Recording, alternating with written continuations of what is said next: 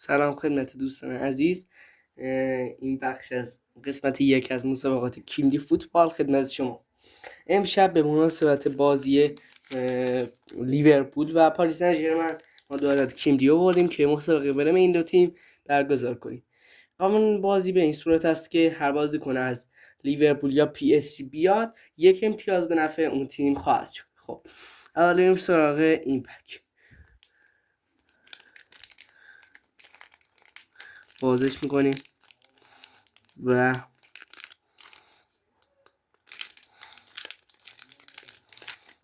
زمانهاش خداشه بریزنگ و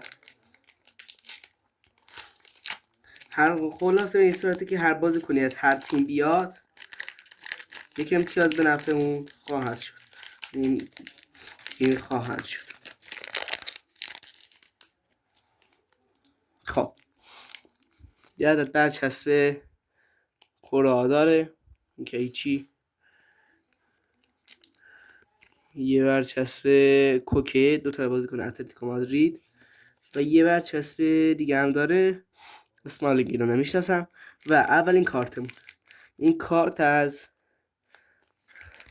آرسناله که یعنی هیچ امتیازی به هیچ تیمی تعلق نمیگیره. پریمیوم توتی کالافیوری تا الان 0-0. بازیکن بعدی بازیکن اتلتیکو مادرید هستش، کی از کره.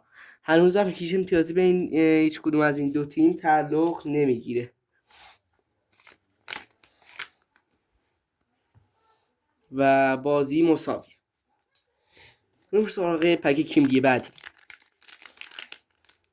اما نمیدونم کدوم ولی باز کنم که کارت پیدا نباشه.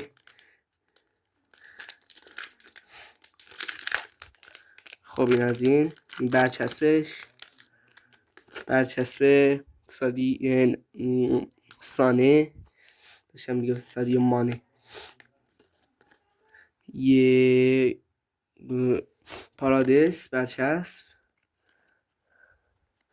یه کلومانی. البته وایس این بازی کنه پی اس چیه چون برچسب رو بالاخره فیگور برای اینکه کارتمون کمه اینم حساب می‌کنیم. تا حالا 1-0 به نفع تیم پاریس سن ژرمن. روبرت لواندوفسکی اینم که اصلا لهستان ربطی نداره و فعلا که بازی باخته. بعدی سانه است که میبینیم اصلا هیچ کدوم از این دو تیم نیست، اینم میره کنار و دیگه تموم شد. بازی 1-0 به سود پاریس سن ژرمن تموم میشه. Game over.